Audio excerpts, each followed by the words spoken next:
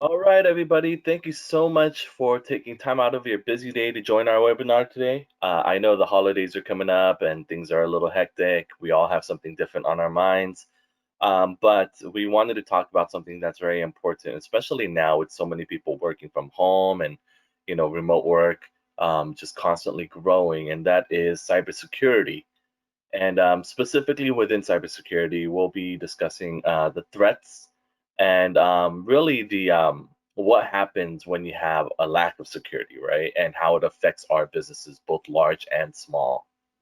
So if we look at our agenda for today, again, you can see that the focus is on cybersecurity and really, we're going to be talking about the threats and also giving you some preventative measures that we can take to keeping our data safe. And before we begin, we want to, of course, introduce who we are. And my name is Daniel Kang, and I am a systems engineer for Cinter Technologies. And I'm joined today by my colleagues, Slayton Meyer in Houston, Texas, as well as Atsunori Hattori in Michigan. Oops, we go back one slide. And just a brief introduction of who we are. We are an all-encompassing IT solutions company, and Cinter Technology Services really, we're here to help all businesses. Most of our clients are on the larger scale, but we do have, services that we provide for even, the small local shop in your neighborhood. So we do provide all-encompassing IT solutions from, a startup all the way up to the globalized Fortune 500 clients as well. Without going through an exhaustive list, some of the things that we provide as far as security services are things like security policies and documentation, system review and design, auditing support, remote management and CM, penetration testing, and of course, what I consider the most important, corporate training. And that's, to train our users about some of the ways we can keep our data safe. All right, and honestly, we can do it all. Um, we understand, and we know that not every business is the same. Our projects, our scope, everything looks a little different. We all have different budgets, different time frames when we need things done, and we're really here to help you really assess what is needed and work around what your needs are to provide a solution that works for you. All right, so let's jump right into cybersecurity, and I'll hand it over to Slayton. All right, thanks, Daniel. So like I said, we're just going to jump right into it. So obviously, um, there's a quote that most of us are familiar with, having seen it or in some unfortunate firsthand cases, experience it. If you're connected to the internet, you are at risk. Of course, it's not always as easy as it is here with our silly quote to distinguish what's fact and what's fake. Particularly as a business, we intake so much different information from all kinds of sources.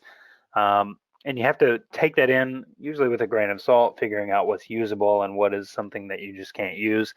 I just want to go through a couple of examples right off the bat to kind of give you an idea of where our heads are at and what we think everyone should be thinking of. Here are a few of the headlines of cybersecurity breaches and malicious attacks and events that have happened recently. I'm sure most of us are familiar with the Equifax and breach, and I'm sure most of us have been affected by that because it actually affected over half of all Americans, coming out to around 147.7 million victims, and it's still being handled today, which is rather unfortunate, costing around, I believe, 1.4 billion dollars. This was the last figure was last year, so that number has definitely increased. But $1.4 billion to repair damages. I mean, this is information that had gotten out, credit card info, social info, addresses, very personal information for everybody. And this was all because there was a dispute ticket server. As you see up here, the attackers scanned the web for vulnerable servers, and they found one. When they found that, it was just a server that hadn't been updated or secured yet, which is unfortunate, but it does happen. And once they found that, they just brute force attacked it until they got in. They found some admin privileges in that server. They were able to get login credentials for several different accounts and just steal data over almost a 3-month period. I think it was around 2.5 months, which of course affected tons and tons of people. More recent one was this Twitter hack that happened, I believe, in late July of this year. As you can see here, there's a little bit of a little screenshot we have. This was from one of the many, around 130 accounts that was hacked, and this was all done by a 17-year-old and a high school student out of Florida and a couple of friends. They had originally started this plan to take over cool usernames, whatever they deemed cool enough. But they actually were able to get in and take over legit accounts, the high profile accounts, Warren Buffett, the Apple official account, Jeff Bezos even, Barack Obama. There were tons of people affected by this. And going through what we're going through now with the pandemic, this is not such a far-fetched tweet to read. It already right off the bat should sound suspicious, as it was. But plenty of people fell for this in around an hour and a half of activity. Scams like this on Twitter were able to bring in around $150,000 just on the one account that they found. Um, so of course this is something that shouldn't happen, but there was a lapse in security. And I'm really just trying to stress the fact that no matter your budget, if you become complacent and think that you are secure and you stop working on your maintenance, your updates, that's when you're most vulnerable. And I just want to highlight it with these giant corporations that have done their part but have just gotten complacent. The last one I want to speak on is Sony. This one was more of a controversial dealing. It was talking about the North Korean leader. A movie was coming out about it, and a North Korean group of hackers called the Guardians of Peace actually came out and were upset enough that they threatened to commit acts of social terrorism and actual threats of terrorism on people that were working on the film, any vendors or contractors that had been associated, and they were prepared to leak their data as well. So Sony actually pulled the plug on that and didn't release it to any of the theaters, which of course lost them a bunch of money. And then I want to hand it to Daniel for one of the most important and most recent events that happened. He can go into that just a little bit more. Thanks, Leighton. Yeah, I mean, this happened just honestly just a few days ago. Was Solar Winds was hacked, and this again was a more of a larger scale attack. It was uh, SolarWinds is a company that had clients using their software from the government, right? So different, a whole bunch of different government agencies were compromised, along with some departments within Microsoft, And so the one good thing about it was they were very transparent about what the attack was, what was compromised, and what they were doing to kind of fix the problem, as well as trying to get to the bottom of what was or who the attackers were. The preliminary assumption right now apparently is like Russian hackers, and they believe, that it might have been like a nation state a type of attack. We don't know for sure yet. We're still receiving news, but again, large scale attack to our government and large corporations, and it made the headlines. But just because it doesn't make the headlines doesn't mean that small and medium-sized businesses aren't affected. It's actually quite the opposite. So if we go to the next slide, these are some numbers that we've seen through different studies, but small and medium businesses are actually a high target due to their ease of access for a lot of threat actors. And in 2017, accounted for over 58%, about 60% of all cybersecurity events. That's what most average numbers are coming to as far as different researches. And 60% of all cybersecurity events in 2017. Um, and studies also show that small businesses, have this false sense of security, thinking, we're too small of a business. Who would attack us, right? And I think a lot of us who work in a small business environment or even a medium-sized business environment might have that mentality, but it's such a wrong way of thinking. The Ponemon Institute found in its 2017 State of Cybersecurity in Small and Medium-Sized Businesses report that cyber attacks on small businesses have increased in recent years, and this was done in 2017. So they found that it affected about 61%. And that was up from 55% just a year before in 2016. And again, these reports usually take a few years to gather all the data and then publish. And we're already in 2020. So in those 3 years, what more could have happened, right? Of course, the numbers are rising. I mean, just because, again, it doesn't make the headlines doesn't mean that it's not happening to this day. And along with these types of cybersecurity events, there is a cost. There is a number that is attributed to those attacks, right? Um, and a lot of times these numbers, these financial costs, are detrimental to small and medium-sized businesses. So when we look at malware, ransomware, spyware, different types of attacks that businesses face, 66% of malware is installed by email attachment. So all it takes is clicking on a picture, a link, and it might lead you to a site that automatically injects the malware into your system. And 66% is a lot. That's right. And I think the easiest way to prevent this is with a little bit of training, really. It's just don't click the link. If you're not sure, don't click the link. Ask your IT personnel, your IT department, if you have a suspicious email. Sometimes it gets harder to tell, and we'll get into that in a future slide. But it does get harder and harder to tell because a lot of these threat actors are getting more sophisticated with even their phishing attacks. And the average cost was about 2.4 million in 2019, with 31% of all phishing emails being opened. That is a lot of people opening. That's what almost, let's say, 3 out of 10 people, right? Opening up that email. It shouldn't be happening, and yet it does, and it gets the best of us. Even some cybersecurity experts are unable to tell just by first glance which is a phishing email and which one is a legitimate email when they did a comparison side by side.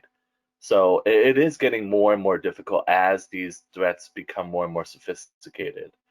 And more than half, about 51% of small businesses have experienced a cybersecurity event, with over 60% of those affected businesses going out of business within 6 months. Again, there are costs to these attacks, right? You might have client information being leaked and then they file a class action lawsuit, which has a cost, obviously. And, there are actual numbers associated with these attacks. And that's what we have to get into our minds that, it's not just our systems that are being compromised. Sometimes it can be, but even that has a cost, right? You might have to replace things. You might have to pay a ransomware to get a key. There is a financial toll. And a lot of times, small businesses were not able to, afford that. And the sad part about all this is usually with simple standardization and with regular updates, especially for critical updates, and some basic user training, a lot of these attacks can be prevented. And that's always something that I think is something we should always bear in mind as well. So like Daniel said, I mean, the training and lack of awareness is really the number one contributor to all of these attacks happening. Of course, there are exceptions to that. Plenty of events have happened without user intervention, but the number one contributor to malicious attack success on small businesses is lack of training and awareness. And really, this is just, those tedious emails you get every once in a while. Hopefully, your company sends them out about training or updating your password, changing it, whatever it may be. Those, however, maybe however much of a nuisance they may seem, or whatever you may feel about them in a negative light, it's just really not the way that it should be handled these days. With so much information floating around and on your database and in your computer, there's so many simple options to stop this lack of training from happening, and the awareness is just, it's on the user. And this can be resolved by several things. Some of the free and easy ones that you can get without us intervening at all, just taking away from this webinar on your own, would be using multi-factor authentication. This is things you can sign up for apps that store your information, and you have to get a text from them, a secure email, you get a secure password, what have you. There's plenty of those out there that are free and really easy to install that are trustworthy. Of course, strong password requirements are a great thing. Changing them every, I think NIST, which is the National Cybersecurity Institute, suggests that you change it every 6 months, but it is up to the company. That's kind of the standard, but a lot of places do it every 90 days, which is 3 months. And of course, the training sessions that you can hold, whether it be in person, which of course nowadays is a lot harder to do, but the virtual ones, there's plenty of those virtual classes out there. We here at Cinter take them almost monthly, it seems like, on one issue or the other. There's financial training, security training, on-site training, remote training. There's so much different stuff out there for you and your employees to take in, and it really can help you. And this is held up by statistics that show it can be, your chances of being attacked can be reduced by almost tenfold with just those training sessions enabled and sent out every month, 2 months, 3 months, 6 months even. This all being said, many small businesses still overlook the prevention techniques because what they see, what you may see as an investment up front that just may not be worth it. As Daniel said earlier, with those figures, I mean, the average cost last year was $2.4 million for a cybersecurity attack. Of course, this takes into account the big businesses, which may skew the average a little higher, but this is still, for smaller businesses, hundreds of thousands of dollars. And that other figure we showed, 60 something percent of those businesses that have been attacked go out of business within 6 months. And this can almost completely be negated and prevented by this training and really raising awareness for everybody there. So I just want to go on here and show you a couple of the phishing emails that I actually got. This one here on the left around a month ago. This showed up. I'm a PayPal user. I got sent an email from what looked like a real PayPal email. But if you click on the name up here, it shows who sent it. This is obviously not a PayPal email, and it shows who it was sent to. So just another list. I myself have my name out there publicly on several different domains and registries to the public, so websites and things like that. Pretty easy information to get. And unfortunately for me, that means lots of spam emails I have to filter through. But it's pretty easy nowadays, especially with the things built into your emails. But taking a look at it, it's a little tougher to figure out. I mean, it's got the registered trademark logos, the jargon seems okay. But again, looking at the top, you can see who it's sent to, and you really just have to go through and parse out these emails and figure out what is fake and what is real. And it's a little harder with the one on the right. As you can see, everything looks pretty legit. I mean, everything's there. It's got the logos and all of your shipping info. A few things you can pick apart pretty quickly, though. At the bottom, you can see that it says Amazon LLC. If you've spent as much time on Amazon as most of us have here in the last few months due to COVID, you probably have noticed that Amazon is an incorporated company, not an LLC. So that's one giveaway. There's a typo down here. It says Maison LLC instead of Amazon. A few things like that. I myself would never purchase a Mac, so this is for sure a fake email for me. But those users that do, this is a lot harder to pick out. And once you press that track your package button, it's going to take you to a landing page where you reconfirm your payment info, your billing info, your name, everything that a malicious offender would need to take all of your payment info. So with this, I mean, you think you're doing everything correctly, you're going back to reconfirm, and all of a sudden someone has every bit of your bank information, which, obviously is not a great thing. So you just really have to be careful. And I just wanted to bring a little bit of awareness to this, seeing as it is getting pretty difficult these days to tell things apart. So you do have to be pretty vigilant. Next here, I just want to go through a quick video. If you'll bear with me, it's just a short video. In this short video, it's less than, I believe, 5 minutes. I think it's just around 4 minutes or so. This video is going to show you from start to finish how easy it is to hack somebody. And this is performed on a safe environment here. We're not attacking someone's website, but I do want to show you just how easy it is. So here we have our AWS server. This is Amazon's server environment, so we can set up our own test environments and use all the tools that we want without affecting anyone. Of course, we don't want to do that. We're here to show you guys how easy it is, though. So it's going to be running this as an example of a real website. So we're going to use our Linux server here, which is a very common server. And this is just our test page. So this is what you may see after you buy something on a website. You're going to go here, put in all your billing info, your name, address, email, and your billing information. That's credit card and things like that. We're going to show you our tools. So this is just available to everybody. This is primarily utilized by security companies like ourselves, showing you all the different tools that we can use, all the different ones at our disposal. It's really an endless list, but I just wanted to go through and show you this is how easy it is to access these tools. You go here, you download them, put them on your environment. In this instance, we're going to use a program called SkipFish, which is just one of the many tools that we are familiar with. But this one is more of a surface level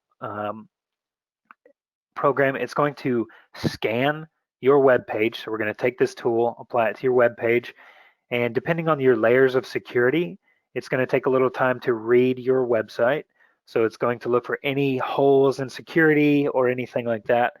So we download the program, we get it to run, and usually it takes just a few minutes, but depending on how, like I said earlier, depending on how secure your website is, it could take up to a couple of days. But if there's a hole in that website that we can exploit, a weakness that is, we're going to find it with this program. The good thing about this program for us is it's going to find that hole and then it's going to store it and put it in plain text for us. So once we're done downloading all of your information, hopefully we find a password or something like that, your login information, confirmation email. We'll even find the font size and weight that you use. So if we want to put in our own information, we're going to make sure it looks exactly like what you use to make the website. So as you see here, we found the password, we found the username, and we're going to take those and log in as you, change your confirmation email, change your information. And what we're going to do here, obviously we don't really have much to do since it's a setup web page, but we're going to change the test page title to "You have been hacked," because in less than 5 minutes, we downloaded the program, ran it, found a weakness, took over your page, and we potentially could have taken all of your business, all of your customer information, all of the money, the revenue that you had, and it's now redirected to our bank without you being any the wiser. And that's it. That's all it really takes. Of course, the more security you have, the longer it'll take, but it will happen. So you just have to stay vigilant and make sure, like you see here, that you're as safe as you can be. Like I said, less than 5 minutes. This is now our website, and that revenue that was going to your business is now ours.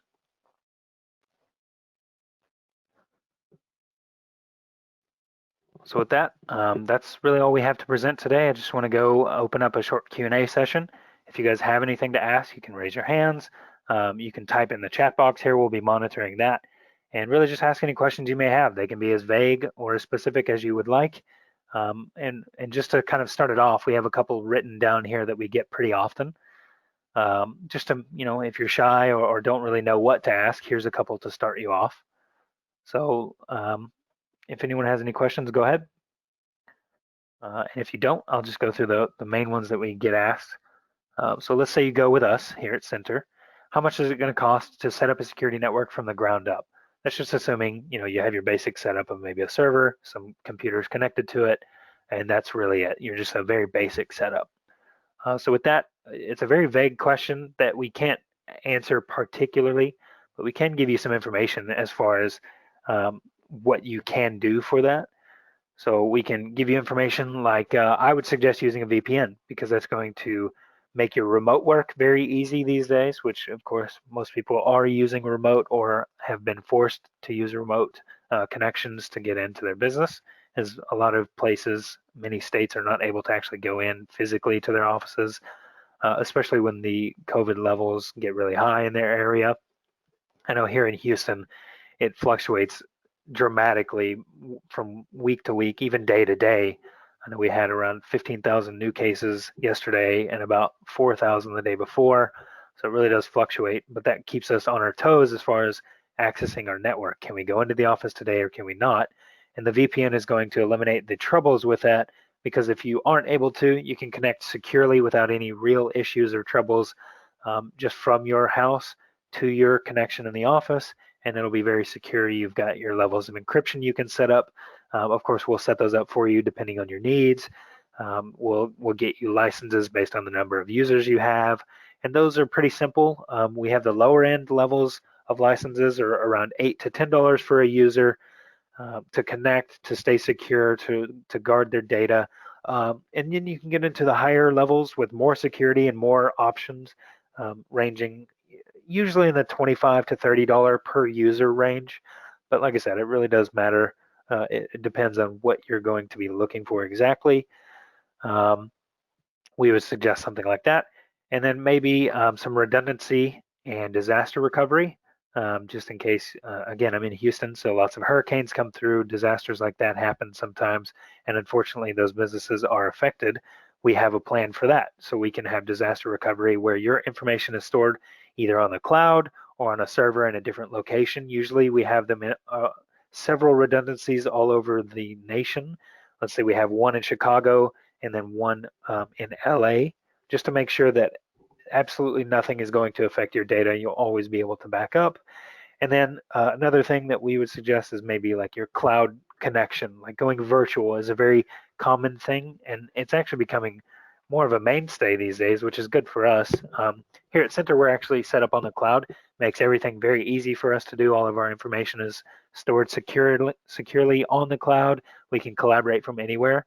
As you saw at the beginning, Daniel's in LA, I'm in Texas, Hattori-san is in Michigan. So we're all over the nation. We're able to collaborate on projects such as this, just as if we were in the same office, really, which is a fantastic thing. So with that, if anyone else has any questions, feel free to ask and ask away. And if no one has anything else, we're just going to go to our contact information. You can reach us here at our phone number, our email, and then we do have our website. It's being revamped right now. It looks wonderful. And then just a few more things that we didn't mention at the beginning that we may be able to help you out with. There's lots of VoIP support that we can offer. This is your IP phones. Plenty of businesses still have those IP phones that they need.